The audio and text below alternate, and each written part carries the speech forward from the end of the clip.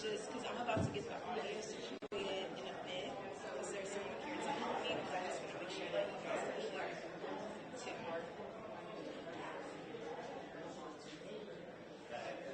Okay. Good, perfect. I'm glad to hear that.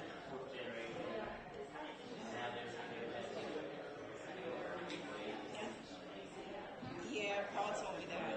Okay. All right. Okay, thank you so much, Blair. All right.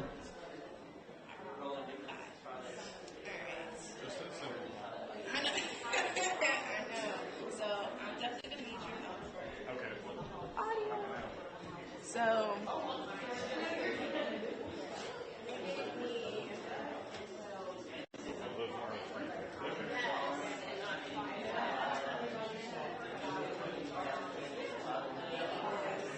you said so pieces for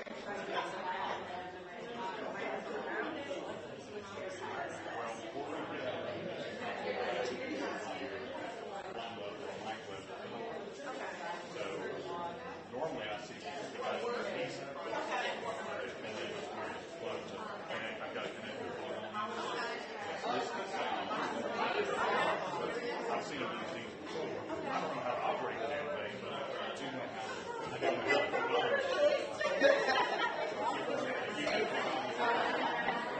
normally you plug it out.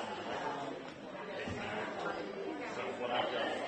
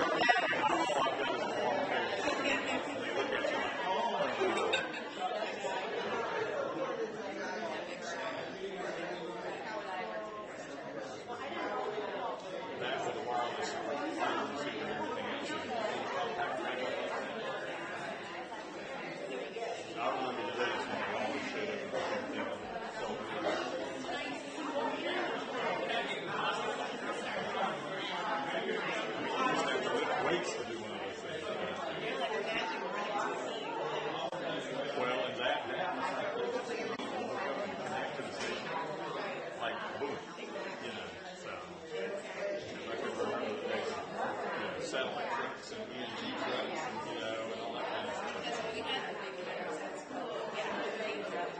And then they had the 10th grader.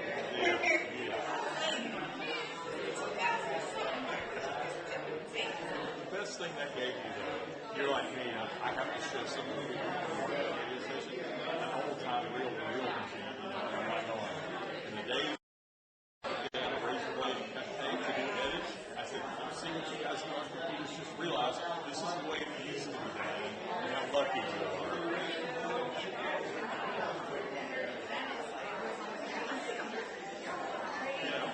It was a method we had at the time.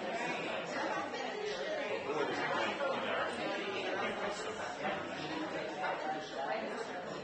Well, dear, good luck. Are you stuck here all day long? Oh, okay. No, I'm actually going to sneak out the back door here. I help them get the audio and stuff set up. I'll go to the station. You down here, make sure you're hooked up and everything like that. So you should be fine. If you have any questions about anything, or need to get to reach out to me or have questions, the gentleman who's sitting over there next to the door, that's Ray. He's the builder. Ray knows all. We all work for Ray. I'm in this building, I don't work for Ray. But he's a good guy. So yeah, and there are various WLA people around the building. I've got to go back to our main facility.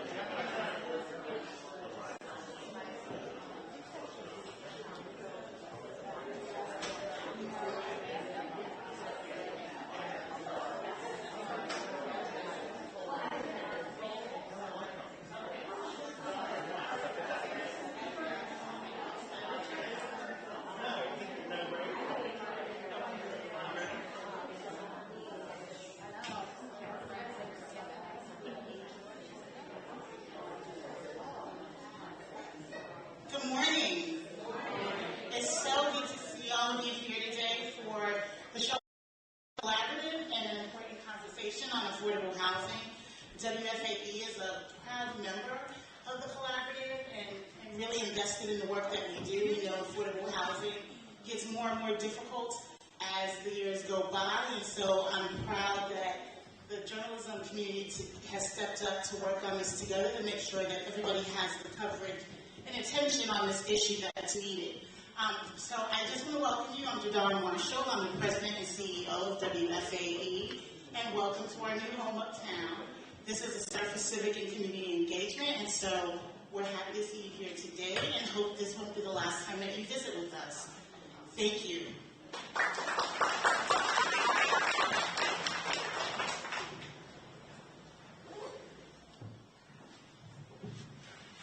This out of the way to the panelists. Want to go ahead and make their way up. First off, thank you, Jadon, and a huge thank you to WFAE for hosting us. I'm Chris Rudisell, by the way. I'm the director of the Charlotte Journalism Collaborative, and we're so excited to have you here for the 2023 Local News Impact Summit.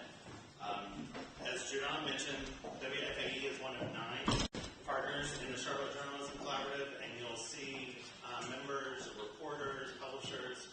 All of our partners are wearing a button today, so you can point them out and go talk to them and get to know who they are and what they do. These people represent the 7 major media companies: the Charlotte Observer, Carolina Public Press, La Noticia, Q-City Metro, Q-Notes, WCNC Charlotte, who is graciously live streaming for us today, and our host, again, WFAE. In addition to the Charlotte Mecklenburg Library and Knight School of Communication at Queen's University. I also want to quickly thank our sponsors for today and the supporters of the CJC throughout the entire year.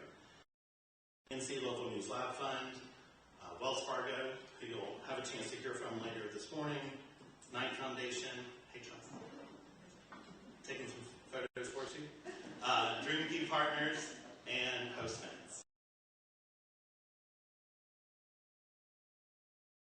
We welcome our viewers at home or at work who are watching us through live stream at charlottejournalism.org. So today we are joined by housing advocates, neighbors, residents, community leaders, developers, journalists, everyone to talk about current trends in affordable housing and how we can move together.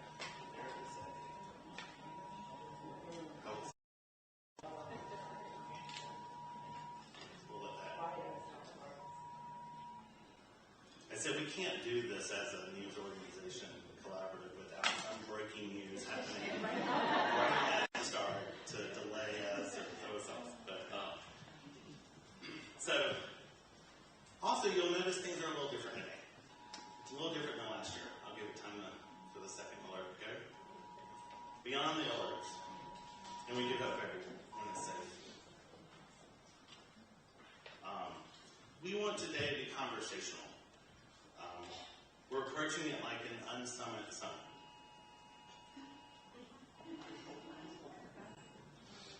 My hope is that you'll all walk away today with new ideas. Perhaps you'll walk away with new collaborations in the spirit of what brings us all together as this collaborative to find out ways to reshape the future of affordable housing in Charlotte together. So a couple of rules along that lines. We just want you to be respectful of each other in our time together. Some conversations may not finish today, and that's okay. We want these conversations to continue and keep going, and more ways to work together. That means engaging with one another. We'll have an extended lunch today from 12:30 to 2 outside in the park. So, we hope you get to know new people, find new ways to connect. And we also want you to ask questions, share ideas, and help us source some of these solutions. One quick note, bathroom, back corner. So through the atrium and into the other room. And now, as we get started, I'd like to introduce our first panel. Kenny Robinson, Freedom Finding Missionaries. Our lead panelist is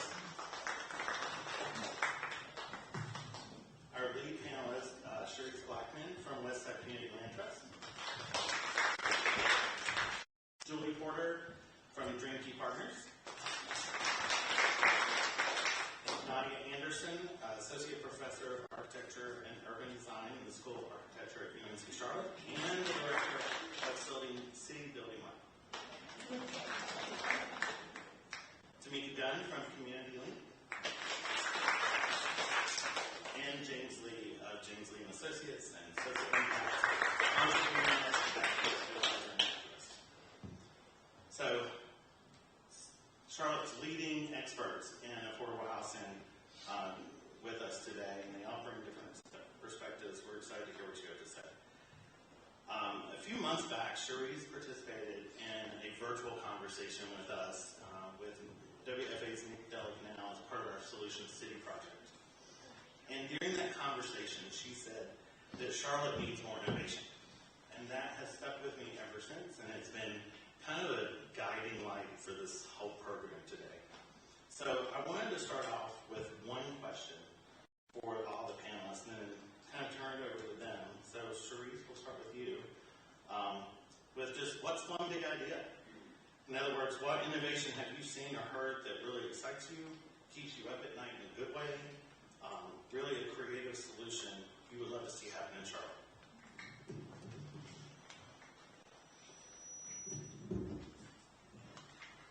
Thank you, Chris. I would first like to start by saying I think that innovation is celebrated in a lot of other industries. So we know in technology, innovation is celebrated. We know in medicine, innovation is celebrated. And people make large-scale investments to try to find the next big thing that can really have a profound impact on humanity. And so we see it with the internet, we see it with cell phones, we see it with artificial intelligence, we see it with social media, which revolutionized how we communicate with one another. But what have we seen, really in housing since the suburbanization of America, since we started mass producing housing? What have we really seen is like a large-scale innovative model or innovative technique. And one of the things who said that it's insanity when you continue to do the same things over and over and expect different results. And so we know that affordable housing is an issue here locally, but it also is an issue nationally. Yet we're continuing to do the same things over and over, expecting a different result. So I think that that's reflective of the need to do something different, the need to disrupt the status quo, and the need to shift and change how we are implementing models locally and beyond. And so through the Land Trust, one of the things that I'm very excited about that I've been looking into and trying to get grant funding for is 3D printing, 3D construction printing. And we see that globally. We see it in Africa where they're using soil to be able to 3D print houses that people are living in. And then now there actually was a recent development in Virginia where Habitat, one of the Habitat for Humanity affiliates, 3D printed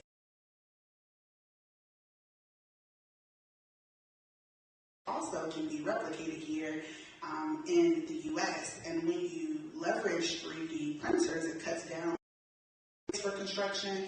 It greatly and significantly reduces the cost of construction, which then serves as subsidy to allow you to be able to sell or rent homes at a lower rate. And then beyond that, because we know that housing is not linear, can you imagine if we could revolutionize an entire industry where decrease and reduce costs to be able to create affordability, but now we can teach people how to be able to do this. So that's one of the major innovations that I think should be considered or explored locally here and across the region. I think that I'm familiar with each one of the panelists that are up here, and I think that each one of us have a specific niche that kind of helps us to leverage this work. And so I just want to pass it on to someone who would like to share their niche and innovation, one big idea. And again, I'm Kenny Robinson, the Executive Director and Founder of Freedom Fighting Missionaries, where we serve the formerly incarcerated criminal justice involved individuals and families of those who have been impacted by the criminal justice system. And one of the greatest barriers to serve this population is in housing. So we came with a big idea, and it is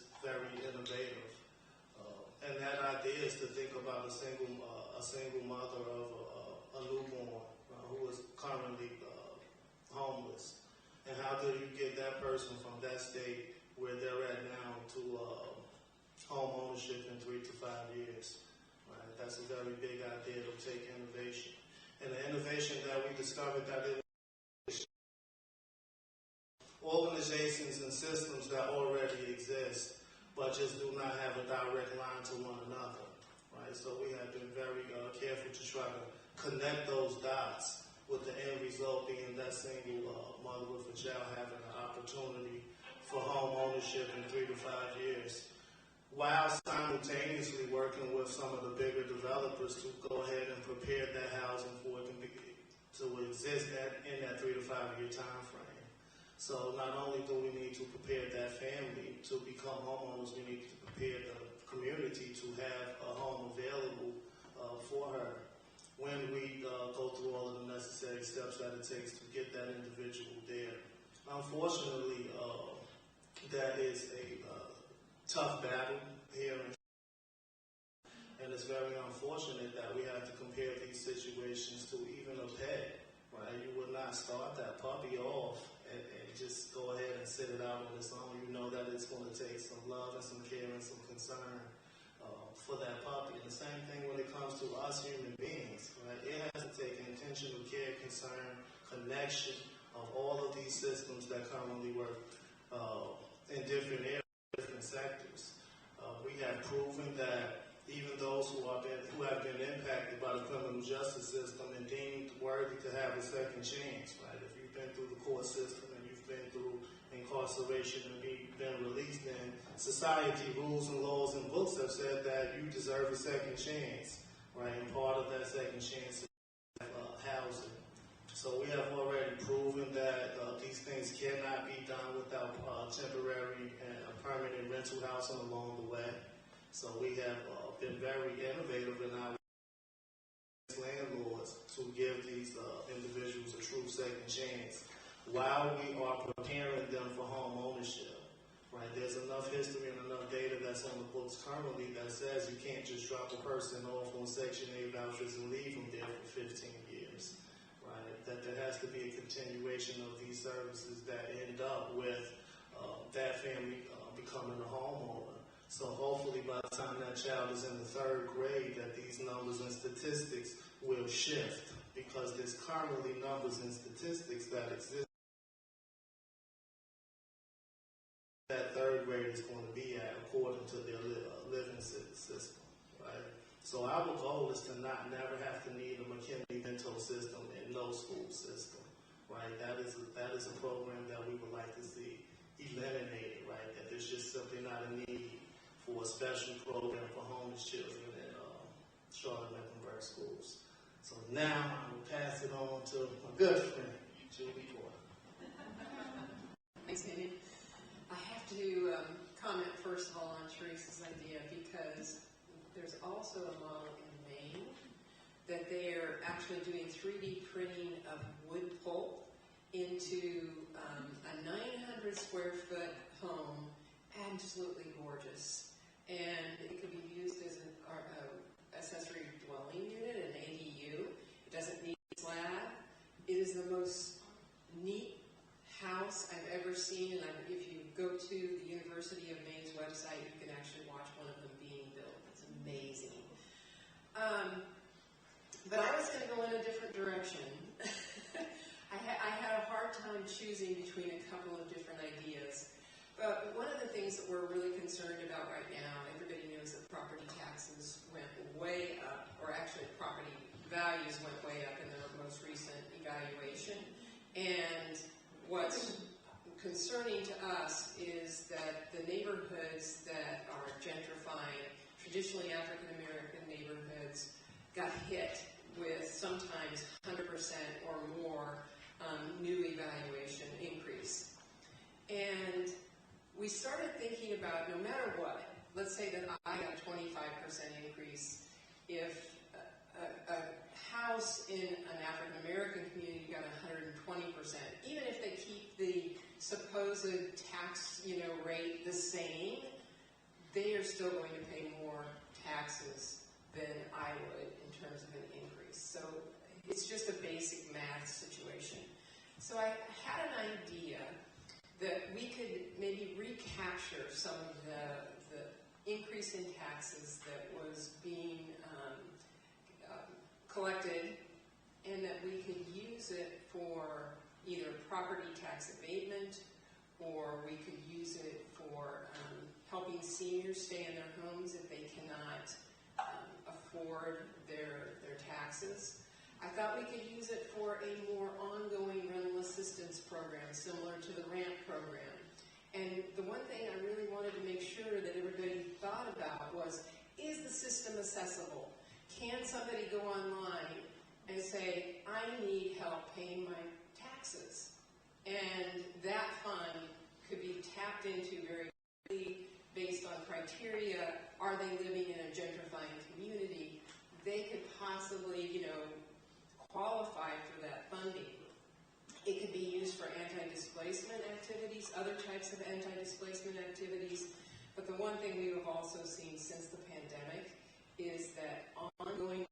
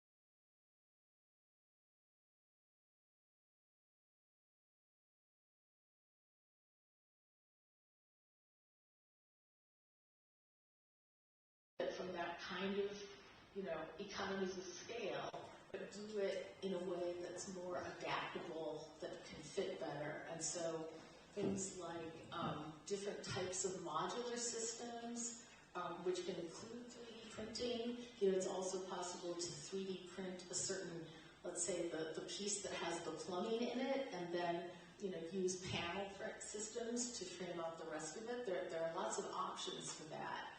And, so I think that can, if we can direct more of our dollars, both city, county, other sources, toward these more innovative practices, we potentially provide more affordable housing.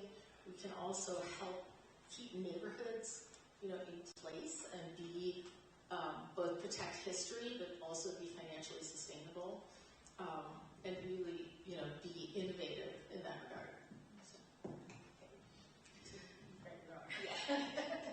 So one of the innovations that we have done at Community Link is working with the accessory dwelling unit. So we've mentioned that here.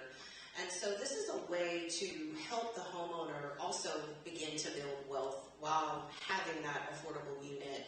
And so with that, I had an experience. I actually lived in an accessory dwelling unit in Maryland back in the back in 2000, and it was over a garage. So just looking at how to maximize space and land that we know we're not going to get any more of. So what do we do? How do we make it innovative? How do we have another unit that if you want to rent it out, it could be rented out to families? So again, bringing that family unit together is also going to be important and helpful.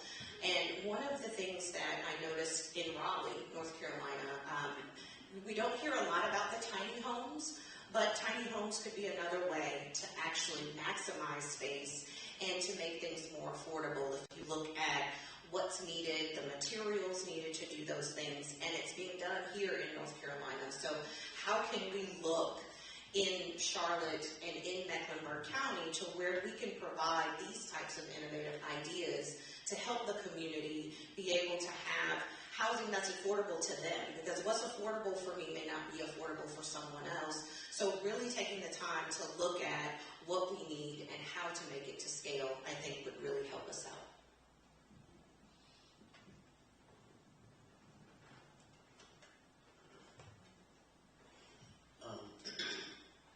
Allow me to level set for a second. A number of years ago, I was right outside this door. There's some people right outside this door right now who we need to have a good conversation today about, how to help them. I used to be one of the people outside the door, so give me some grace. A couple of things that I've seen in my journey. I'm a Charlotte native, community advocate. I don't work for nobody. I work for the people outside this door. My business is connecting people to resources. That's what I do. A couple of things that I've seen to the point talking about today is there's a guy in Africa that was using plastic to make like interlocking blocks to build a house, right? And I know in Mecklenburg County, you got to put the right plastic out so they can pick it up. What happens to all the other plastic you use? Where is that going, right? What are we doing with that? It's good what we're doing. So, but the most innovative thing that I've seen to make a point, Austin, Texas, Loaves and Fishes Community First Village, evangelism minus the service. You have tiny homes. You have different sized tiny homes for an individual like me or a mother with children.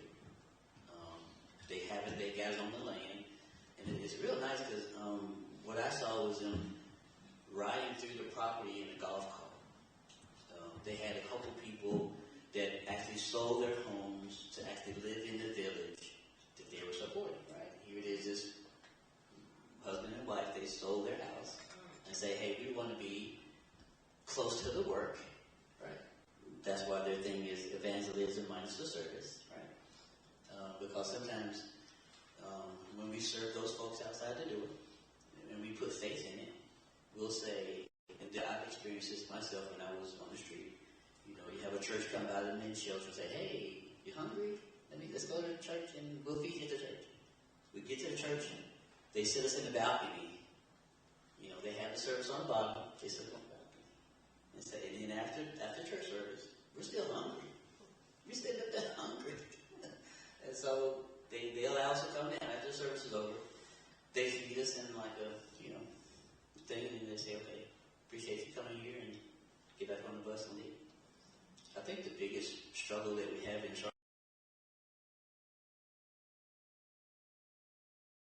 and I was in a fundraiser that United Way did. A guy, I think it's John Jackson. He talked about how Charlotte is not really loving people they serve, right? Because if you're in a relationship with somebody and you love them, right, that dynamic is totally different than how Charlotte treats people that are outside this door, right? Ain't no love, it's a divorce, right? So how do we continue to do some of the things that these folks are doing up here? Julie's doing great work in my gentrifying neighborhood of Greer Heights. We love our new neighbors, right? But there's still a disconnect. There's still a disconnect between people who are moving into the community and people like Ms. Price and Mr. James, whose property value went up when Mr. James' house went up from $140,000 to $290,000 in the hood. In the hood. Come on now. And you're getting these folks who first-time homeowners in their 70s and 80s. What are we going to do with them? We're going to just put them in the senior citizen place and take over their house, and that's what we're doing in Charlotte. That ain't no love relationship right there. And I think that's what we all want to do here, and the panel that you're going to hear later is that, people need us to fix this thing.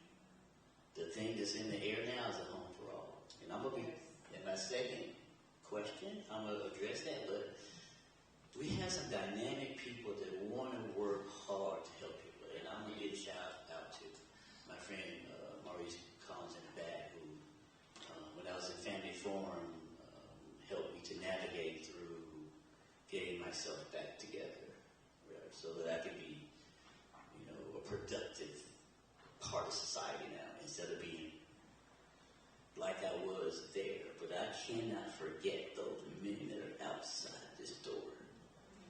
My responsibility as a business owner is I connect people to resources. That's what I do. So in every conversation that I'm in, I emphasize that, I don't work for an agency, because if I work for an agency, some of the things that I'm saying to you now I couldn't say. Right? So I have freedom to say what I want to say, because guess what? I serve the people right outside this door. I serve the people in Charlotte who can't afford to live here, they can't afford to leave. Some city workers went to and said, hey, we need some help. We can't afford to live here. You know what I'm saying? You got a young lady who drives from Bessemer City to Charlotte to operate a train in our city. Something's wrong with that. So, something's wrong with that. So, I think love is what we need to continue to do. I know we got some great people that's back, that's going to help us to do that. And we have to work together. And I think what FAE and some of the news agencies are doing, we have to keep this conversation going. So. Thank you all for that. I don't know how we're doing on time, but I definitely think that James' point really resonated with me, in that, we talk about innovation, and it's this high-level thing as far as, ideas, that we could implement on the ground. But really, how do we cultivate a culture of innovation that is rooted and grounded in love, that's rooted and grounded in intentionality, that's rooted and grounded, with being responsive to the experiences that, everyday people have. And it takes me back even to Nadia's point about collective and cooperative housing. Can we imagine a space and place where houseless neighbors have the ability to not only have a home because they're worthy of a home, but where they can also be owners of that without having to go and qualify mortgage loan. Can we imagine if we had, there's a lot of focus in Charlotte on like food cooperatives and such, but there's also worker-owner cooperatives, there's housing cooperatives. Can we imagine what that could be for people with criminal records, like those that Kenny is serving, like Kenny, himself, where they can not only own their home, but also own the business that takes care of the building and cuts the lawn. And so now you are over the workforce, you're managing your own employment as well as your own housing. So just how, again, can we move in a way that is rooted and grounded in love? And so I appreciate that, James.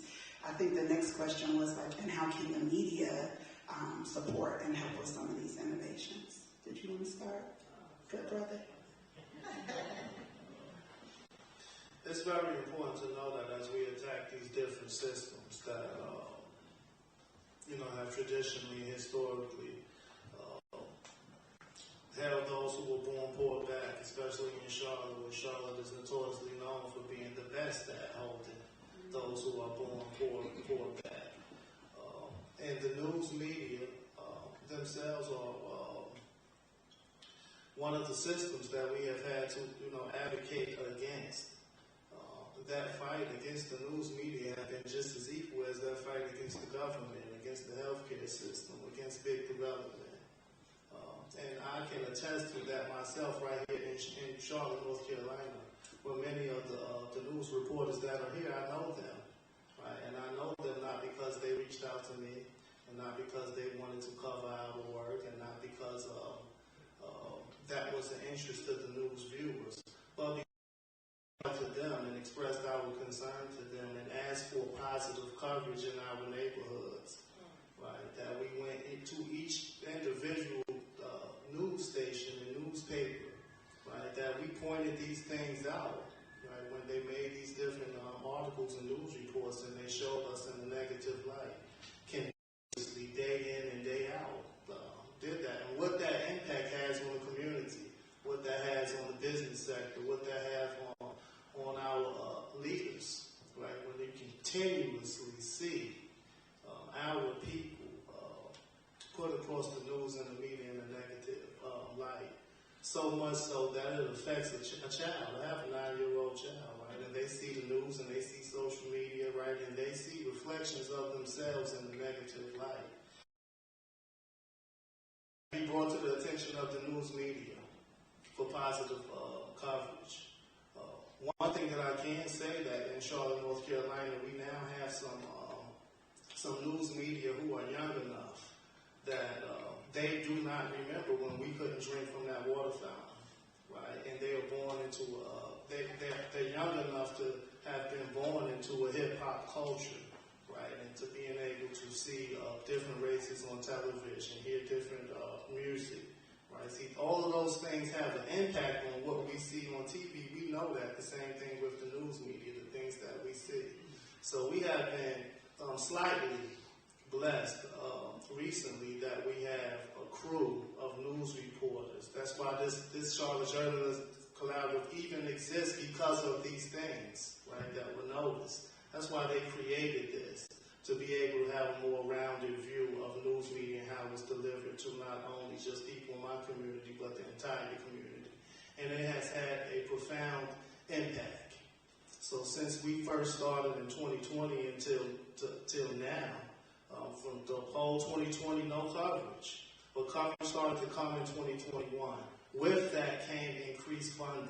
Right? More coverage came in 2022, positive coverage in our communities around affordable housing, around the plight of the formerly incarcerated. That in turn to more coverage. There were people in Charlotte, North Carolina who had a heart, desire, and finances to assist us and simply did not know that we existed because the news coverage wasn't getting out like that. And as soon as it did, we started picking up new sponsorships, new funding. In turn, a family who was hard to house and hard to place is in their house now. Right? There's news reporters here that can know these people, know their stories, remember the beginning of their journey, and now see that individual in a home. Right? So I was speaking to Nate Morabito today from WCNC, and he had an opportunity to, in real time, watch a person who, started out in the hospital, shot 13 times. He had an opportunity to follow that pathway of that person all the way into permanent housing. He remembers when that happened. He remembers seeing each post along the way and following the story.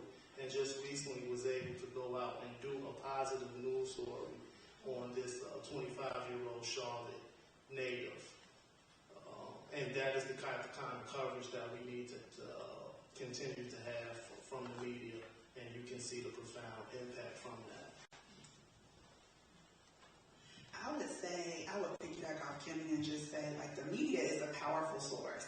And I am very grateful for CJC's coverage because they've highlighted our stories and uplifted our narrative even when we weren't doing that ourselves. Sometimes it can be challenging when you're in the trenches and doing the work to really share with other people what's happening. And we've been fortunate through CJC to have that work covered and highlighted through journalism. I do think that, we know that there have been historic injustices that have happened across the nation.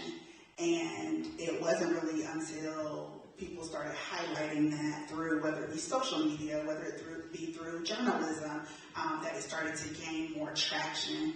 And so I just think continuing to leverage the power of the media to lift up the stories that typically aren't told, to really share resident stories and even the collective voice of neighbors, to use that as a tool for power to demonstrate what it is that they need and what they want and allow them to tell those narratives versus institutions communicating that for them, I think could be extremely powerful.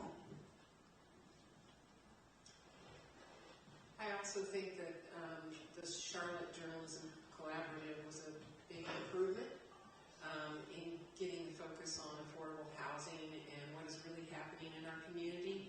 But there still does need to be education. Just like the issue that I was talking about, do people realize it's a regressive tax? The property tax is now regressive because the people who are going to be paying the increases are the ones who are legacy owners in African American communities. I don't know that they really get the math on that. And so I think that journalists have a very steep obligation to inform people in such a way that it makes it logical that if you're collecting more tax in those communities, then more of that money needs to go back into those communities. So who gets the word out on that? There's only one source, and that is the media. And they can build a movement, kind of like Kenny said, they can build a movement. Us on the ground, lots of times we can't, because we don't have the platform. They do. So I think that that's a role that is their responsibility. And I know we've got great journalists here, so I'm confident that that will happen. To build on that, I think I would say, and I know we certainly have some of this, but follow the money is the thing that I have learned the most about. I've been in Charlotte now for 7 years. Before this, I was mostly looking at how to create affordable housing that had better energy efficiency, water efficiency. I think we need that. We need more of that here. But coming here, what I realized was if I didn't understand where the money was coming from and how it was being distributed and why it was being distributed the way it was in terms of affordable housing, financing, I wouldn't understand why there are barriers. We're basically living and working in a system that was set up by, in the era of Ronald Reagan. And, that's not, and it's not set up to truly empower a more collective, more, community-oriented way of thinking about our world. And I think that idea of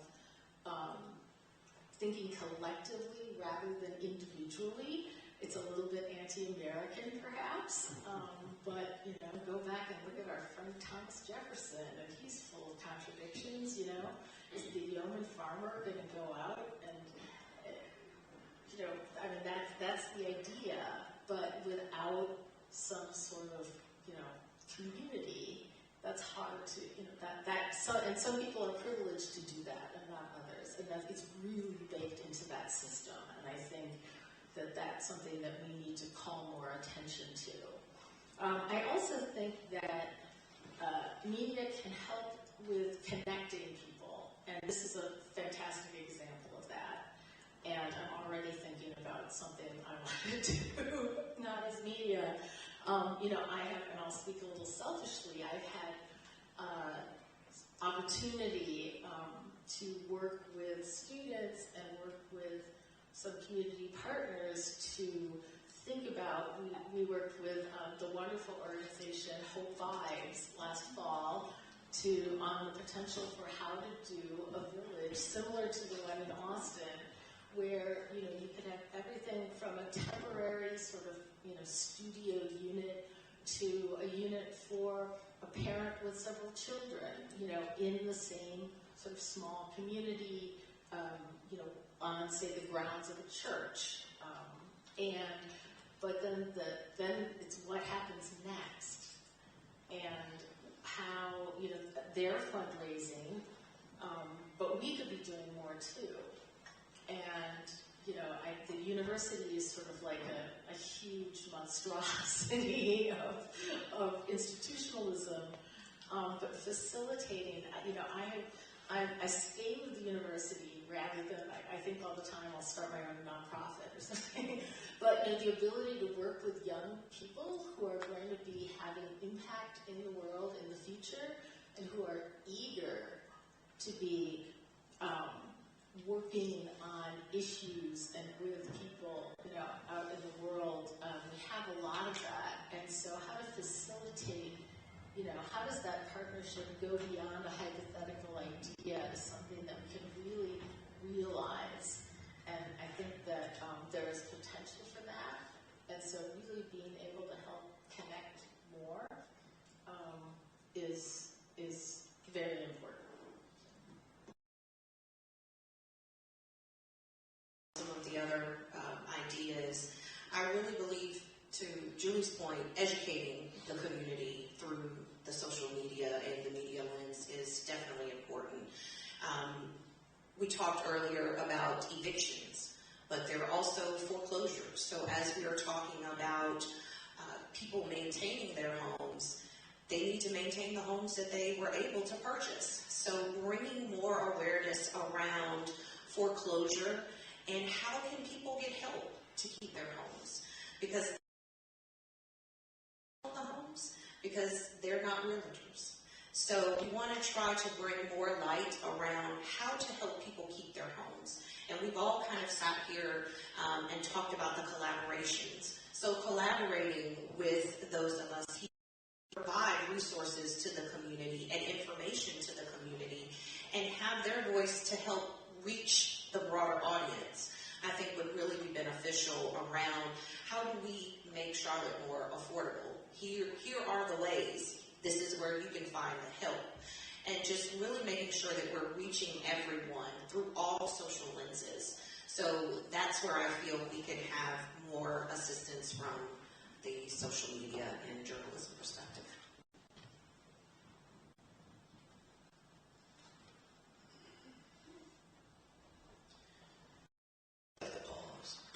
Because I'm asking God to give me something. What he gave me, because we got these questions earlier, so news and where we are and answering your question. There was about a year or so ago, a young man by the name of Jarrell Hilton. He created a documentary called Without Shelter. The sheriff was in it, the Rhonda Metz, I think Liz Lexington Kelly was in it, I'm not sure if Julie was in it, but I was in it, and they talked. It's called Without Shelter. You should see it. Check it out. The Home for All strategy, if you guys don't know, is the latest conversation about getting everybody at the table, including individuals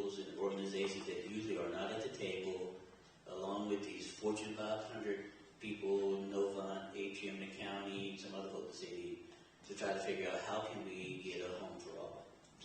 They've been working on that for a number of years. The news media has been, specifically FAE, but the other news media have been trying to raise the conversation about how do we fix what's going on in Charlotte. Charlotte being still number 2 in banking only because New York is an international city. We would be number 1, but we are still probably last in upper mobility for African American people, right? As far as what the Chade report talked about, you guys know, you've heard that name, Chade report.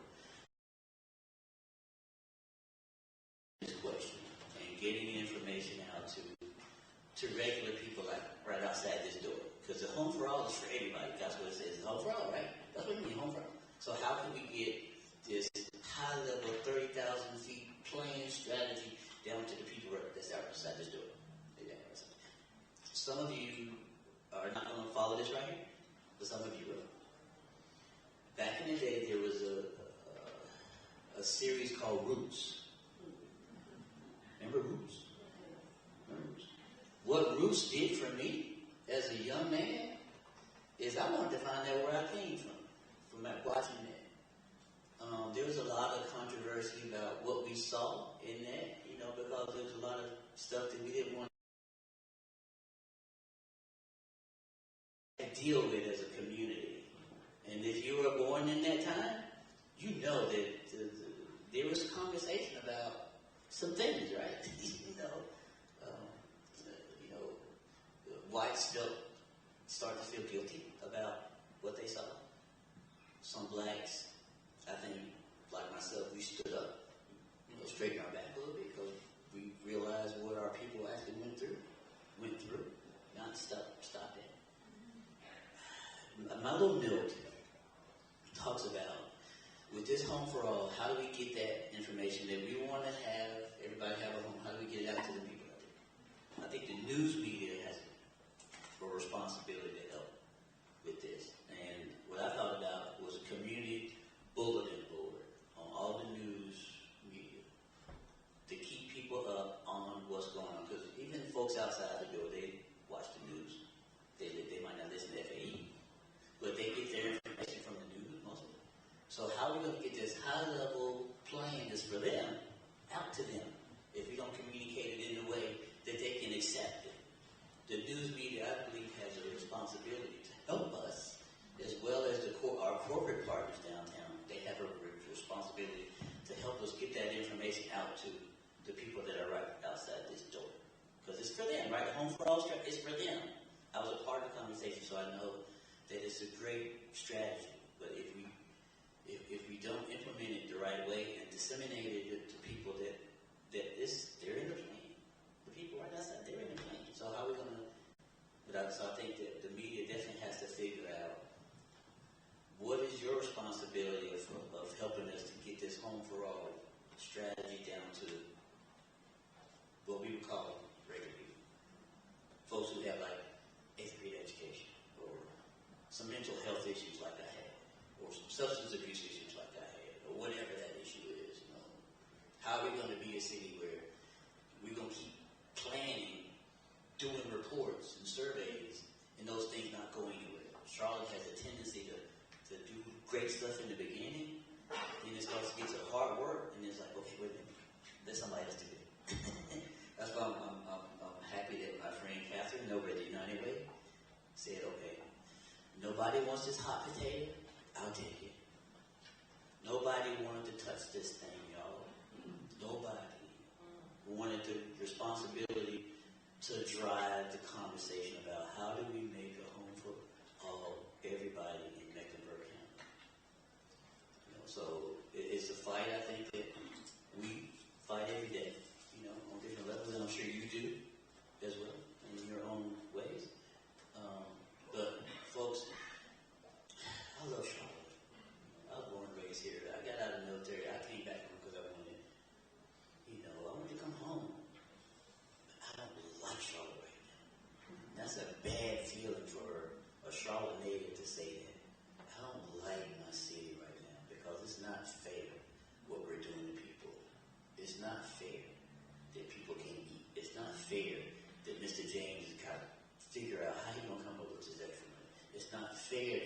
Price has to look at the ticket, the amount of money that her house is now valued at. That if she sold it today, she can't go nowhere in Charlotte. But she built her house, she lives, she brought her family up, she got grandkids, now she got great grandkids and she babysits. What we gonna do for Ms. Price and Mr. James to make a city that's gonna be better, good for them too, as well as for these folks that you see walking their dogs downtown, running. I ain't mad at them. I'm not mad at them. I'm mad at the city. I'm not mad at them. They took opportunity, and God bless them. But there's some people outside that door we need to remember. And I do that every day. And I live with a young lady who's got 5 girls. And my heart just like Kenny. My heart just grieves, man, for what we're doing for women and children in this city. You know, you hear me? My heart grieves that we treat people like we do in Charlotte. And I wake up sometimes 3 o'clock in the morning trying to figure out, okay, Lord, what you got me? What you want me to do today? Speak through me. Let my words touch somebody. Say something. Let me do something. You know, because at one time in my life, I didn't care about this kind of work because I was smoking crack cocaine. I didn't care about this stuff. But God said, look, son, I got something for you. I don't care. I'm not looking at what you're doing in the woods. I don't care about it. But I still got something for you. Each of us has something we have to do. But once we find out what that is, I am totally in my element right now. You hear me? I know my purpose. And that's a wonderful place to be in. You know your purpose. It's not arrogance. It's confidence. I know what I'm supposed to do. I'm supposed to make sure that wherever I go, I bring them people in because I am them people. I'm still struggling. You hear me? I'm still struggling. So I can't forget about them. I don't want you to forget about them because we need to build a city for them as well as for the people that work for Wells Fargo, all the other people. And on that note, we're going to end there and pass it around to Chris. Thank you. Let's get another round of applause. Thank you all for being here. I also want to point out something we have in the atrium out there too. We want to continue that conversation about what can we do. So there's a board out there that says what's not getting talked about enough. So throughout the day, feel free to add to that. There's Post-its, just write them down. And we'll be following up on all that as well. So thank you. I know some of you have to leave, so I'm going to let you go ahead and clear off stage. We are getting ready to move to the next session, but first I want to bring up our friend Rob Banks from Wells Fargo and thank you, Bob. Wells Fargo has consistently supported local journalism in our community and supports, our work to find solutions for affordable housing and many of the other nonprofits and organizations in this room. So thank you again, and here's Rob. Thank you. Would love to give another round of applause to the panelists and the great conversation. As Chris mentioned, we've been a supporter. I do want to give a shout out to Charles Thomas with the Knight Foundation and other sponsors, but Charles really brought us to this conversation pretty early on. He knew our interest in supporting affordable housing or housing affordability and access here in Charlotte, but really made a connection between what the media does and what the media has the power to do, and then the solutions that are available either here or elsewhere around addressing this big challenge that we have in Charlotte. But I so appreciate everything that everyone shared. It was great to see some of our partners on stage sharing their insight. Look forward to hearing from other partners of ours who are going to be on this stage later today, but we're really just proud to be part of the solution that's going on here in Charlotte to address this monster challenge that we have around affordable housing for everyone here in this community. But thank you all for being here. We're looking forward again to continue the conversation today and beyond. Thank you. Thank Thank you, Rob. So we're going to take a quick break. Again, restrooms are in the back corner. Feel free to mingle around, talk to each other. You can fill out some of those signs in the atrium. And we'll be back at 11:30 for our second panel, which will be a housing case study where we look at Hidden Valley.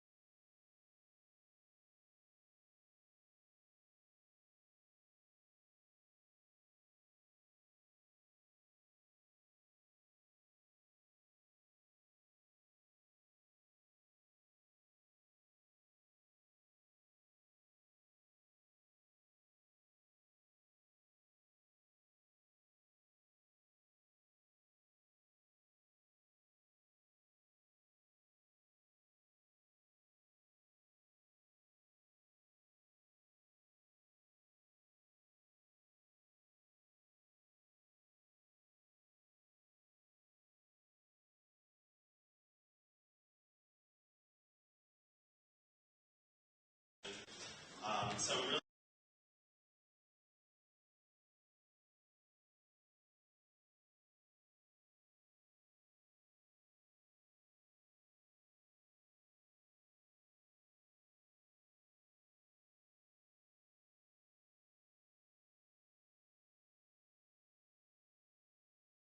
For the struggle. I will turn it over to you, DJ. Awesome. Well, I'll start by saying thank you all for coming out today. I thought the very first panel that there was very great conversation. And so kind of to start, when I first came to the Observer in August, my editor at the time had mentioned doing a mobile newsroom and focusing on Hidden Valley. And the reason behind that was we wanted to see what are the challenges facing that neighborhood, and how do they, in some ways, represent a microcosm of what's being seen today and across Charlotte. To begin, I would love to start with you, Ms. Marjorie. Can you talk a bit about, some of the key issues that you see facing Hidden Valley as a community today? Good afternoon, good morning again. I've lived in Hidden Valley for 45 years. And what our greatest challenge right now is revaluation and taxes. That's our biggest concern. When we moved into Hidden Valley, it was a middle-class neighborhood, and we have a lot of different people who work for the government, teaching and that sort of thing. So their income is too high to qualify for any assistance with taxes and with staying in place. And so as our property taxes went up $100,000 this year.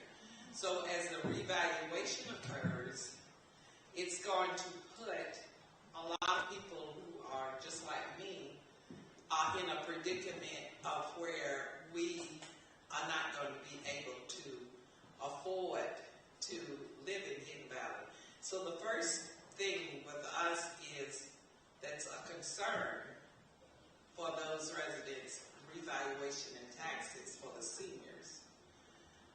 The second thing that we have going on there is we have developers who have brought up properties, and the rent is very expensive. The house next door to me rents for $2,000 a month. There are several homes on Log Cabin that haven't rented, 7 of them out of the 11 in the last couple of years. They rent for $2,000 a month. With that kind of rent, what they're doing is forcing multiple families in one house. And the city, they don't know, they need the garbage, the cans to accommodate that. If you have 15, 20 people living in a house, you have to have the help from the city for your trash collection and different code enforcement issues. So that's another set of the problem. Now, we can look at gentrification on 2 levers for those seniors who get priced out of their homes, not being able to afford to stay in place, but not being able to qualify for any assistance, and also not being able to pay taxes, say, on a $500,000 property, which would equal $5,000 a year. That's going to be something that we really have to consider. And the second thing, when the LLCs reach the point of where they do want to sell, is going to put the renters out, and so we'll see gentrification from both angles. So those are our top concerns. We have a lot of other concerns. Those are the ones that I'm going to focus on today. Thank you. And Ishmael, I kind of wanted to ask you, when you talk about, or Ms. Marjorie rather talks about, revaluations and people's property taxes going up, can you talk a bit about how that plays out even across Charlotte beyond just Hidden Valley? Right. So again, it's great to be here. My name is Ishmael with the Charlotte Housing Justice Coalition. I'm also originally from Charlotte. I currently live in Clinton Park. That's another historically African American neighborhood. since the late 60s, early 70s after white flight. So I think that when we have this conversation, we always have to frame it in reference to where we are and how we got to where we are. There is the long-standing legacy, of course, in Charlotte of simultaneously of segregation and also the very intentional divestment from African American neighborhoods and communities. And so, you know, when we look at my neighborhood, when we look at Hidden Valley, there's, you know, things are the way they are now because the land in a lot of these neighborhoods is cheaper compared to other parts of Charlotte because of the long legacy of divestment, because of urban renewal and the fact that federal funds didn't flow into neighborhoods to improve things. And so now we're kind of at a point where, you know, there's basically a mad grab for land, right? And this is very much a part of the type of capitalist accumulation that we have in our society. And these are policy choices, and I would even say moral choices that we've made about who should live where and who can afford to live in this city ultimately. So to that point, and I think I want to let Alicia talk a little bit more about the property tax evaluations. That's what she focusing on the senior neighborhoods is part of her work. But I would say that, you know, even for my house, our property taxes went up like 130, 140%, right, in this last evaluation. And so, I mean, it's just we're looking at displacement on all fronts because, as was mentioned, a lot of African-American neighborhoods both have a lot of renters, particularly there are a lot of people that have housing vouchers as well that traditionally could live in these neighborhoods in the Crescent. And so that's, I mean, this is a possibility that increasingly is just untenable for more and more people, both because of the tax evaluations and because of the rise in rents. And we also know that there are interest rate hikes that have happened as well. And following the financial crisis, you know, we had an environment where there was very low interest borrowing. It basically was a free money giveaway to large corporations, real estate interests, developers, so on and so forth. And now the chickens are coming home to roost, but it's not those people that are, those entities that are paying the price. It's ordinary homeowners, middle-class people, and working-class people that are paying the price for that. So I just really want to frame this conversation in the social, political, and economic reality in which we live, and also think about bottom-up, community-driven solutions and approaches, which I think was touched on in the last panel. But I'll pass it to Alicia. Well, I'll let her get it. I'm sorry. Well, I was going to ask Alicia for you to add a bit about, again, when you talk about seniors now, when you talk about property evaluations going up and how that impacts them in the neighborhood. Sure. Hi, everyone, and thank you for having me. So when we're talking about senior citizens, we're talking about individuals who are retired, right? Folks who are no longer working, and so therefore they are on set incomes, right? Fixed incomes. And many of the seniors we serve through For the Struggle, the only form of income they receive every month is Social Security income, right? So when you think about, you know, the drastic rise in property values, and, you know, Ishmael talked about the evaluations. I too live in a historically black community here in Charlotte. I live in University Park, right behind West Charlotte High School. And my property taxes, my property evaluation is going out of the roof, right? And so that's okay for someone like me, a young, able-bodied human who, if I needed to, by the grace of God, I could go and get an extra job to cover, you know, whatever my basic needs are, but our senior citizens can't. And so, you know, we're seeing this rise, this drastic rise in property value, but we're not seeing any action. We're not seeing enough action being taken to ensure that the people who are disproportionately impacted by this rise is protected in literally every way that we possibly can, right? Ishmael touched on, you know, the developers and some of the breaks that they've received historically, and he's given a really phenomenal background into why we have gotten here. And I think it's also important to recognize, it's important for us to recognize the role that our leaders have played in us getting to this position as well, right? We're talking about, you know, elected officials, we're talking about organizational leaders, we're talking about corporate leaders, right? And I think it begs the question, if we really get into the nitty-gritty, so to speak, as my grandmother loves to say, into the nitty-gritty of how we got here, and we have honest and open communications and discussions about how we got here, I think that's the only way to really put us on a real path to figuring out meaningful solutions, right? So I won't go too deep into that. You can take from it with and so one of the things Miss Marjorie touched on that I also want to talk about very briefly as well are different, policies and actions that are currently being taken by some of our governmental entities that are also worsening the issue of gentrification, especially as it pertains to our senior citizens, right?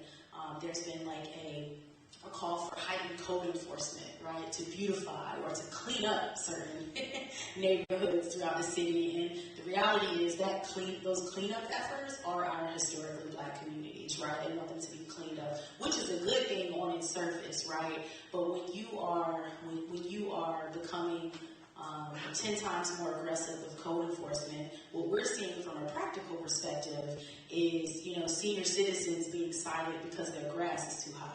Well, how is a 90-year-old senior going to get out there and cut their grass? How can we work with organizations on the ground? I have a youth program. I would gladly send my kids out there to go and cut. I look for things, for them to do that's productive for them to do, right? So everything from citations from an old car being in the front yard, or the grass being too high, or a roof being dilapidated, or the home looking dilapidated, whatever it may be, right? How can we really make sure that we have meaningful relationships and partnerships in place so that when a senior citizen or a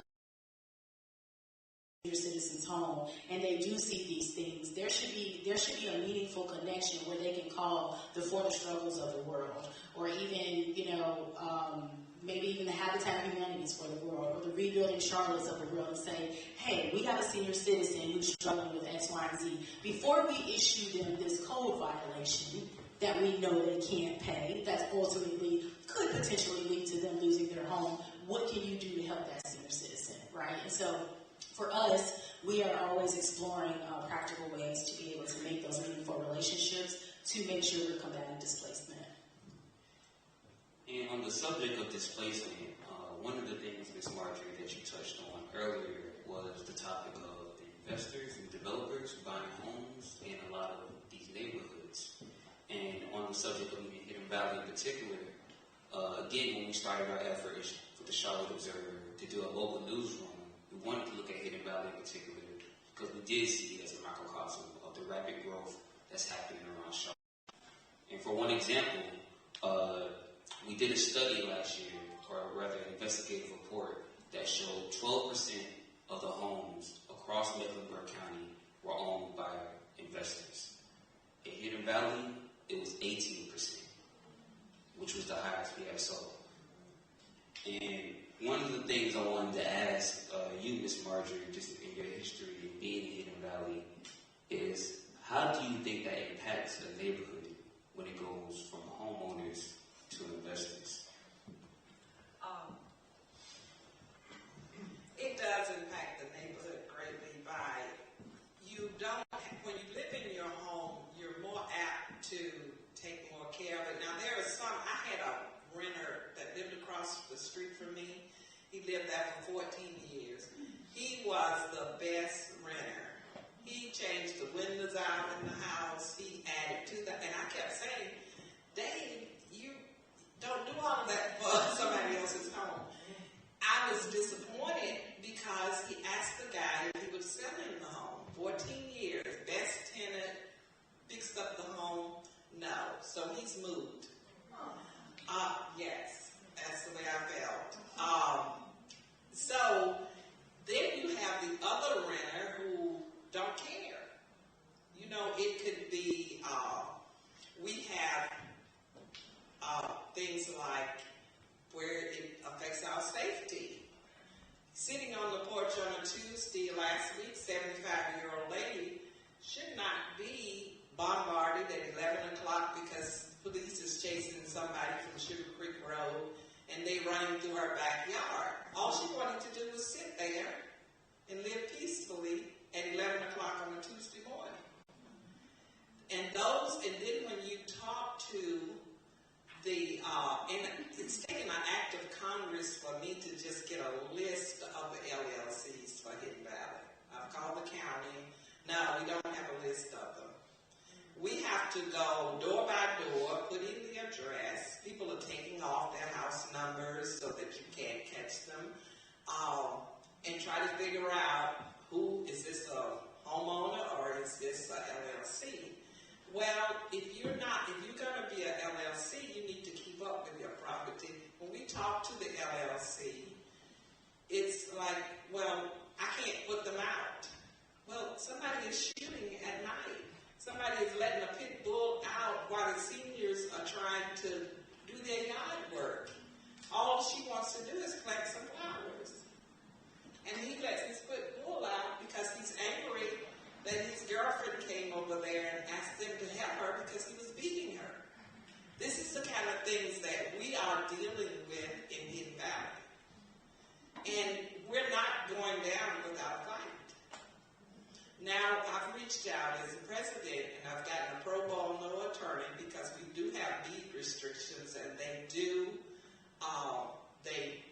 they renew them every 10 years. So it's not old deed restrictions back in the corner. So for some of these people, when we have these things, we're going to start turning them in, not only to code enforcement, but also to the attorney to see what we can do about that, because this is unfair for us to have to go through this for you being an absent landlord. The other thing that Alicia said that I really agree with, before and I hope code enforcement have this in their process, before they cite people, they do need to find out who's in the home. Is this a 90-year-old person that can't even walk from room to room, and you're saying cut the grass? Now, we in Hidden Valley, we have a committee and we have a code enforcement liaison who works with code enforcement. And I tell them, make sure that we find out who we're turning in before we turn them in. So that is a very good point. Well, maybe you can connect me with your liaison, because I tried to get one out. Well, not if this liaison lives in Hidden Valley. They are the code enforcement. We have committees in the Hidden Valley Community Association. So she works closely with the code enforcement folks, from the supervisor to the manager to the field representative. But yes, it's affecting us in terms of your question. To answer your question, it's from crime, it's from code enforcement violations, it's from, do you know how many people living in your house? Do you know that it might be a subleasing situation? I talked to the social worker from Atrium Health. She said that for the Latino population, they are renting a room for $1,000 for the whole family. So we have some deep issues with the LLCs. Not all of them. I'm not saying that all of them, but there are issues.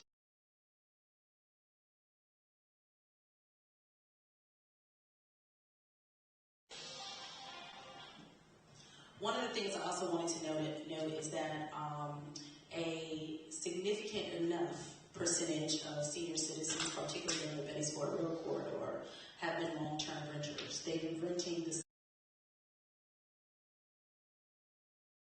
investors who own these homes. What we've seen on the ground is that it's kind of like a catch-22, right? Because I can take it outside of Royal Struggle and into my law firm, I'm an attorney by trade, and send a demand letter that they do certain upgrades to make them home more habitable. But then the catch-22 of the situation is, they'll come back and say, okay, we'll make this repair, but then we're going to turn around and raise the rent, right? We know that senior citizen can't afford, that rent. So it's a very frustrating, quite frankly, process of trying to address that issue, because we do have a significant portion of our senior population who are long-term renters.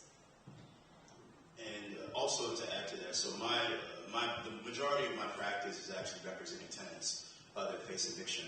Not only that face eviction, but also I very aggressively go after derelict landlords that fail to do repairs, that often mistreat tenants, that often charge tenants fees that don't exist in the lease.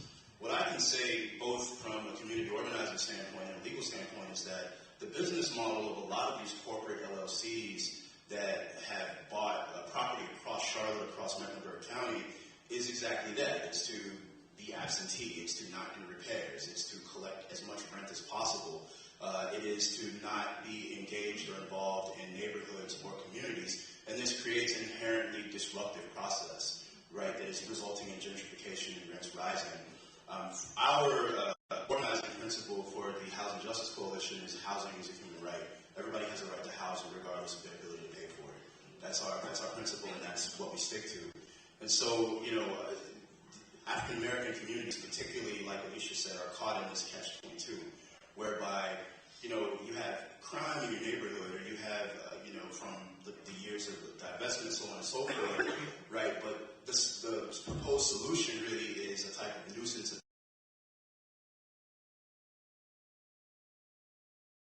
You're facing displacement on one side, and then you're facing not having the same amenities and not having the same access to maybe city services, or just being in a food desert or something like that on the other side. And our communities are really kind of smashed in between these really poor outcomes. And, our approach, of course, for Housing Justice Coalition is to combine education, advocacy, and community organizing, again, for communities to, especially and particularly, put pressure on the city in terms of where the city spends its dollars, how the city spends its dollars, what subsidies the city chooses to give to developers. And we would like to see the city provide a lot more direct support for cooperative housing, for neighborhood groups, for community groups, and for particularly, I know we'll get to it, the motel that was sold, right? I think that's a chance for there to be a community-oriented solution, because that impacts residents of Hidden Valley. So, again, this goes back to the broader question about who has a right to live where and what policy and economic choices we've made about the type of society we want to have. And one thing I wanted to touch on as well is we mentioned it several times, in this conversation, is the subject of gentrification and displacement. And, as a reporter myself, in doing stories about Hidden Valley, we're talking about the LLCs and the investors, and how they buy. The questions I even had from somebody who had been in this business longer than me is, well, how is that displacement? If they're selling their homes, isn't that what they want to do? I was hoping you all could talk a bit about how, when a LLC or an investor purchases a home, I think panelists from the previous panel touched on this, how that creates a system of displacement when these seniors are leaving, or when residents are leaving, or when they choose to sell their property or feel property anymore. Also, you can kind of break it down a bit more. It's not just the fact that they're selling the homes. It's, number one, how much are they selling the homes for? And number two, what kind of homes are they selling? And then number three, who are they selling their homes to? Right? So when we talk about, how much are they selling their homes for, every home that's sold for an amount that's disproportionately greater than the majority of the homes in the neighborhood, it has a ripple effect on the value of the other homes, right? And so when the property value increases, that automatically is going to increase the property taxes that are associated with that home, right? And so when I think of gentrification and displacement, I don't only think of the impact it has on the individuals in the community, but I also think of the impact that it has on the community as a whole, right? When you think about cities across the nation that are well known for gentrification, Harlem, parts of LA, parts of Atlanta, it's not necessarily that the homes are being sold off to other people. It's who are these homes being sold to, right? So I'll be quite frank, when it comes to historically predominantly Black communities, what we're seeing is that, white folks aren't just moving into our communities, right? They're moving into our communities where you have all of these single family homes, beautiful brick homes, and you know, we actually laugh about it when we canvas, because it's like, as we're canvassing, okay, hit that door. But when you see the house where the brick is painted, the door is painted, the windows have been changed out, necessarily fit the character of the neighborhood.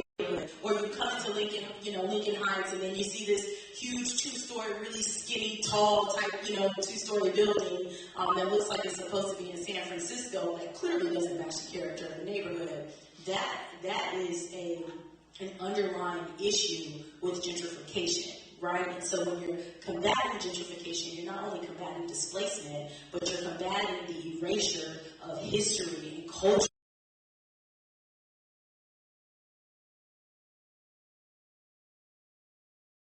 Human justice, racial justice for so very long. So it's the preservation of the homes from an economic perspective, but also from a community perspective, right? So when we're on the ground of Bettysville Road, it's just not just because we want to only keep black folks there. I mean, yeah, we do, but we also want to make sure that we're preserving this history and culture. And what better way for us to do that than to make sure our historians, our senior citizens, can stay there to pass on that history and culture.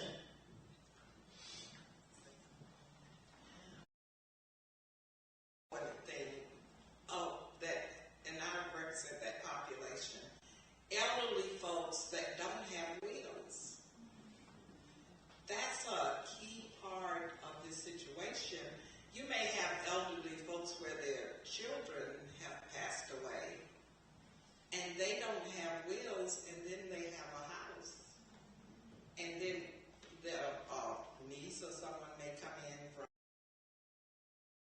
from what to do with auntie's house. And so I'm just going to sell it to the person that's going to give me the quickest amount of money for the price. We have a lot of that going on. And so we're trying to, the Hidden Valley Community Association is trying to educate on wheels and how do you pass this on. And then you have people who, even with the wheels, you know that your son didn't quite make it in life. He's been doing the same thing for 40 years. You know something else is calling his name, and it's called addiction. And you leave it to him, and then you sell it to the first person that give him $50,000. So that's something that where we need more education around that. And you have to talk to your family about, have real conversations on that. So I just wanted to throw that part in, because that's how we're losing homes as well. Sorry, I get excited. So, like I said, I'm a civil rights attorney by training, so we partner with a lot of pro bono attorneys.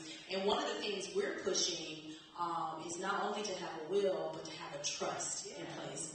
When I do trusts outside of pro bono work for the struggle, I'm charging a minimum of $6,000 to $7,000 for that type of document.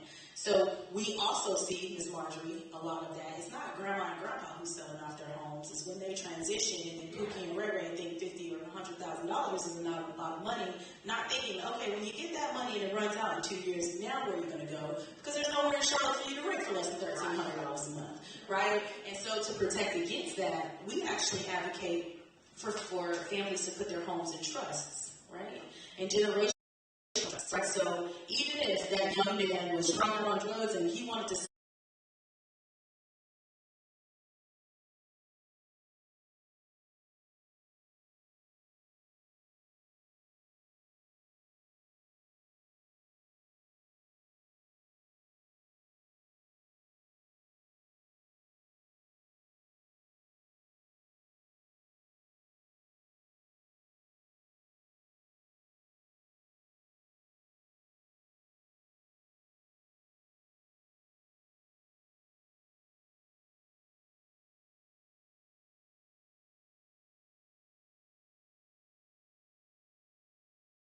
on that is, how do residents, get in the driver's seat of the changes they see coming down the pipeline in their community, in their neighborhood, and how can they actively, have input on the neighborhoods, I guess you could say? So again, our approach is combining education, advocacy, and community organizing. So what that means is that a lot of the policies that contribute to and are driving these problems are policies that are enacted at the local level, at the county level, at the state level, and at the national level. So in order to be able to affect these policies, you need to have basically a base of power. You need to have the ability to impact what's passed. You need to be in the rooms when these conversations happen, and you need to have some kind of leverage, and that's really only built through a program of community organizing. So the example I would give for Housing Justice Coalition, specifically, it's relevant in this conversation because we work with the Howie Acres community, which is like in very close proximity to Hidden Valley. In that particular instance, and I won't go into it too deep, there was a developer that owned several parcels of land in the community, several single-family homes, and the developer wanted to basically rezone these parcels of land in order to build the types of McMansions that you see in what is now NODA. And the community, being concerned both about displacement and property taxes, was against it, but they wanted to know what they could actually do effectively. So, we worked with the community basically to, first of all, find out what people wanted to do, and we set up a meeting with the developer and a few representatives from the neighborhood, where people in the community directly expressed what they wanted and what they didn't want to the developer. From there, it escalated. We had some protests and actions in the community, but ultimately we had a meeting with who was then the city council representative, where we just packed the room.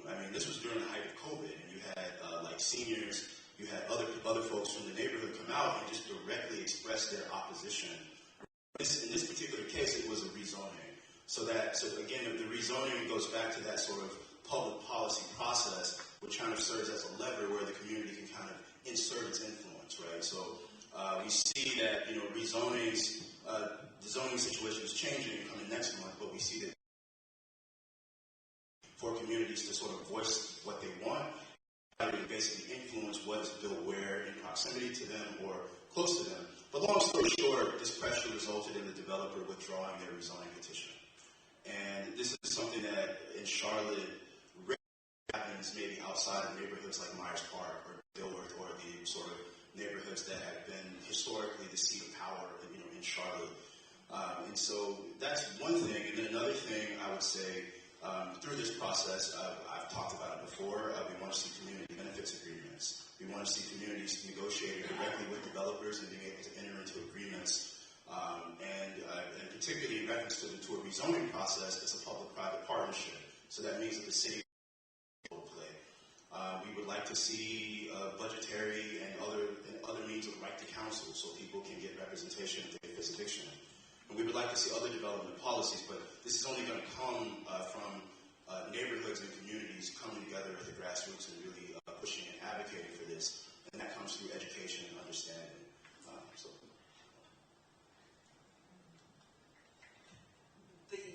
I've been president of the Hidden Valley Community Association for 2 years.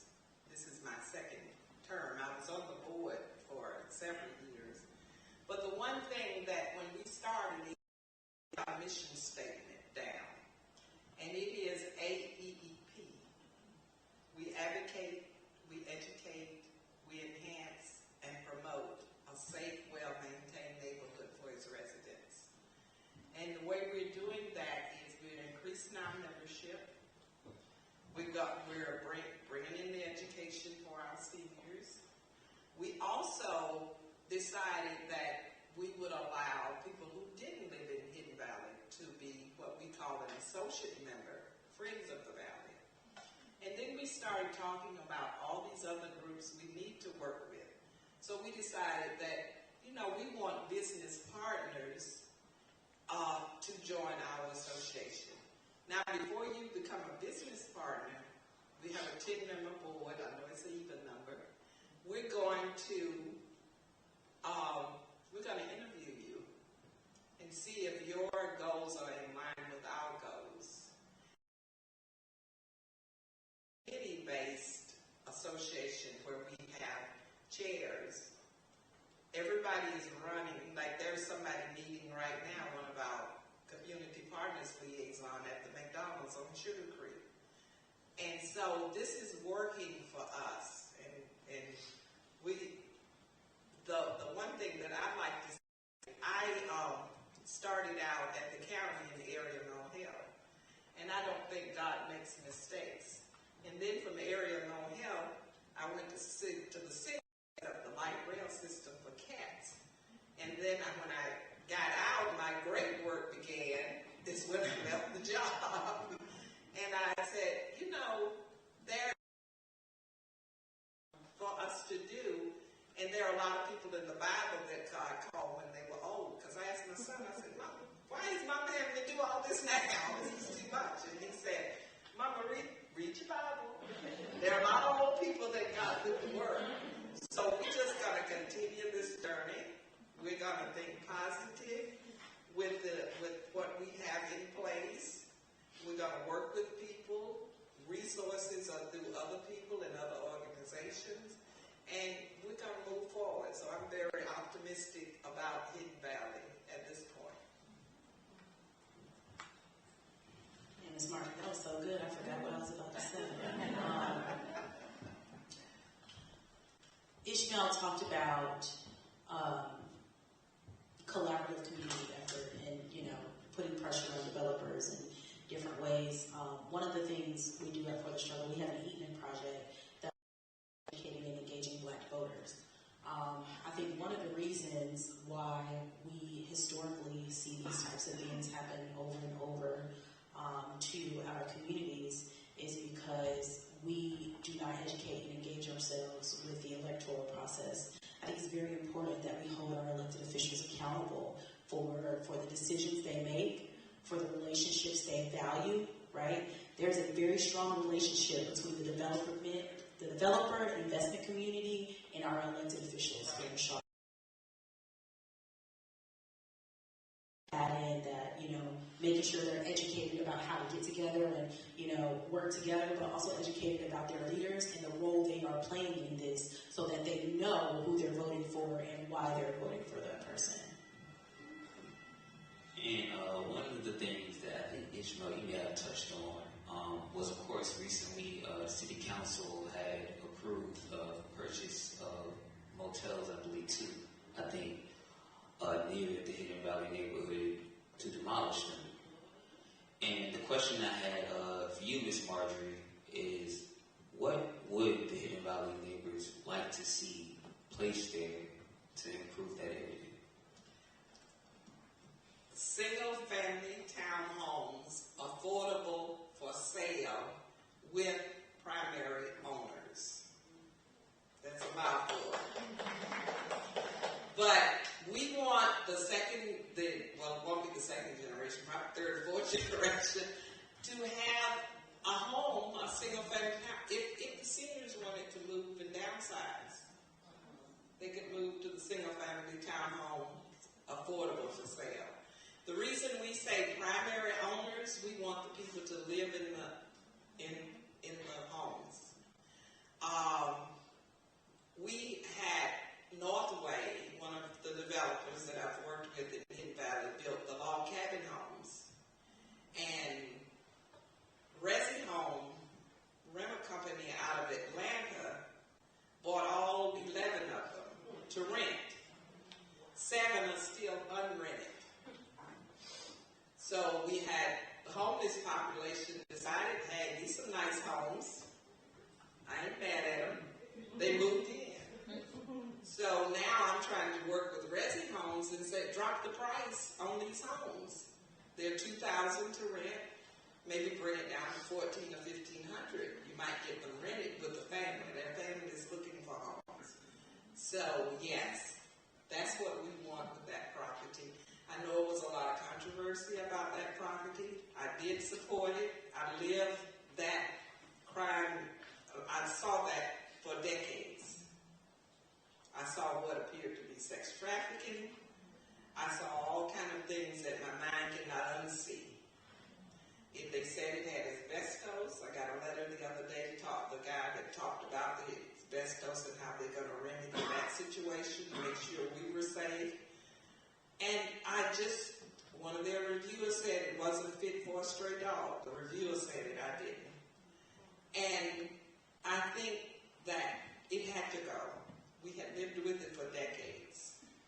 some of the other motels it has families in it. I tell the Carter folks, don't touch it with those babies in it. There's one behind Family Dollar that has families in it. Don't touch it with the babies in it. And I said, I know because I see the school bus pulling up there. So there are other motels that Derida and Hidden Valley want to see. That was a poor plan on the city part to put that many motels. That was not like accountability. When your own police officers say my hands are tied, I don't want to see a cop with a gun telling me his hands are tied. I'm sorry, I'm old school. So it had to go. I too was angry about what we had to pay for it, see? But what were we going to do with it? So I would like to see single family townhomes for sale that are affordable for primary owners.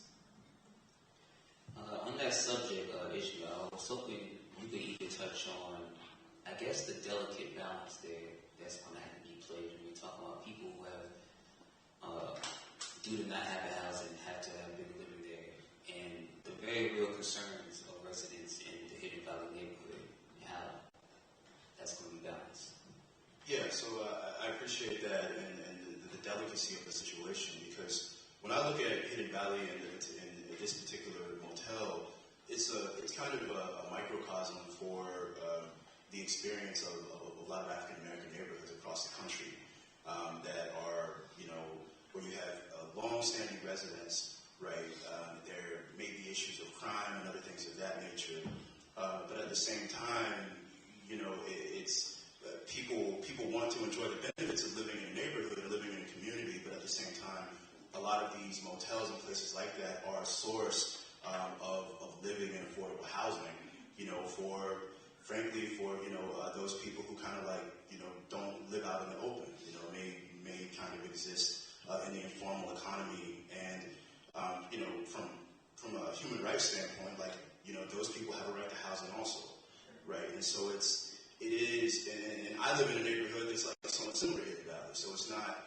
This is very difficult to balance. I would say that, in terms of getting something that is going to be beneficial and conducive not only to affordability in housing, but also to community and toward, I think, building a society that reflects the types of values that we want to see, I think there has to be a conversation and there has to be a kind of a bottom-up sort of approach that involves all of the different people that are impacted, right? So again, practically what that looks like, the practical manifestation of that, I think, is the community coming together and creating a plan for what they would like to see, having different voices, but particularly, obviously, centering the voices of those who live in Hidden Valley, and saying this is what we want, and then putting that proposal directly to the city, putting that proposal, putting it out there, and really organizing around it to turn it into something that is not only going to work for the community, but is a result of people power. But, and I'll just be honest too, I think in the Black community, some of these conversations are generational. And we have some differences along generational lines. And so I think that there's a lot, I think we need to approach it with compassion, we need to approach it with understanding, but at the same time, I think we also have to be able to kind of express, how we feel and what we think, even if we disagree. But whatever happens in Hidden Valley and in other similar neighborhoods, the community needs to be putting forth what's going to happen there. And we need, and the city needs to heed that. And if the city won't heed that, or whomever else, then the community needs to make its voice heard. So I've thought about this a lot, and I think that's the approach that I think would be beneficial. I'm going to respectfully decline to comment. One question I had, just in thinking to myself, and doing a lot of reporting on Hidden Valley or other neighborhoods, often I talk to professors and policy wonks and people who are deep into that type of stuff, and the thing they commonly say to me is that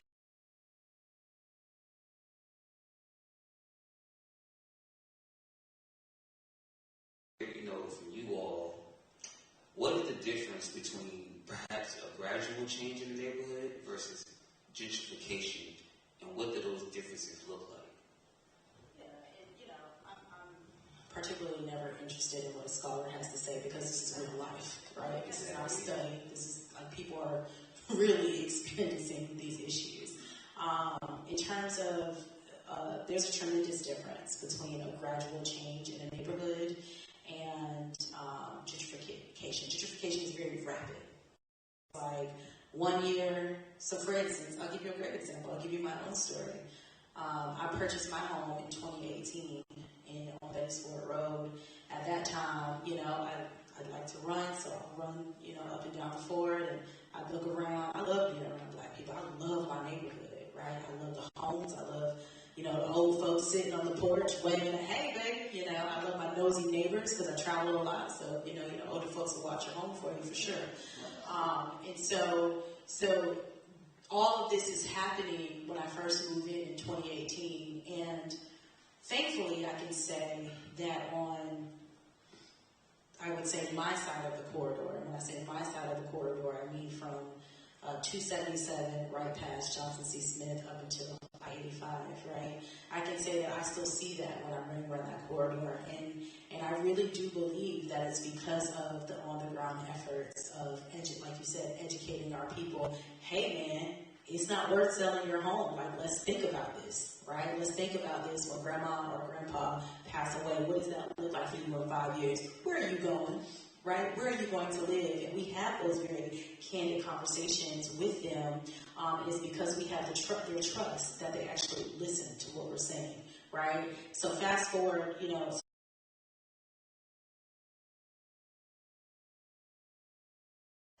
roughly see the same things. You don't see that anymore. I don't know how many of y'all have visited Johnson C. Smith lately, but if you look at the homes, that's surrounding, it's just not what it was. Even when I moved here, and I haven't even been here that long, right? So that's what gentrification looks like. When we talk about the gradual change of a neighborhood, gradual change of a neighborhood doesn't necessarily mean you're changing the people in that neighborhood, right? So if it's a historically black neighborhood, everything comes with change. There's obviously going to be change. We hope to see, improved infrastructure. We hope to see better sidewalks, better lighting, right?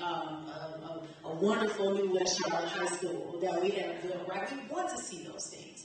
Those are all the great things that come with gradual change, but we have to be very careful about, how we're framing the narrative when we talk about positive change, because again, positive change doesn't necessarily mean changing the people. It can just be growing that area, but also making sure, right, simultaneously making sure that the people who have lived there for decades can be a part of that change and not pushed out because of that change. That's the difference between gradual versus gentrification and displacement.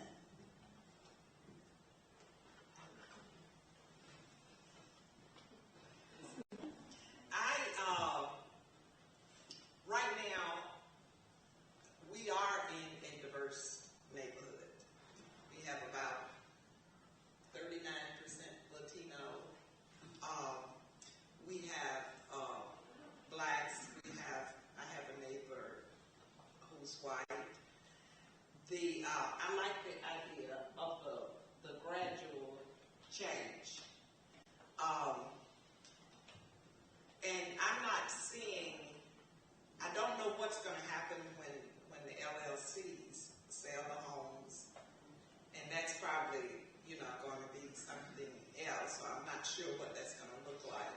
But right now, we are diverse, and we do have, different ethnic groups. I look at that as a plus because I want to have a festival where there are ethnic groups that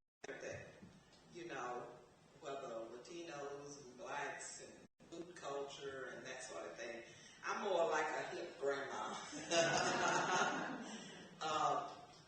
Much more liberal than my children, surprisingly. So far, it's good. It is gradual, and I do expect to see the gradual influx of whites. I really do expect that. I'm not naive to think that, it's going to be 100%. What happened to us in Hidden Valley, we had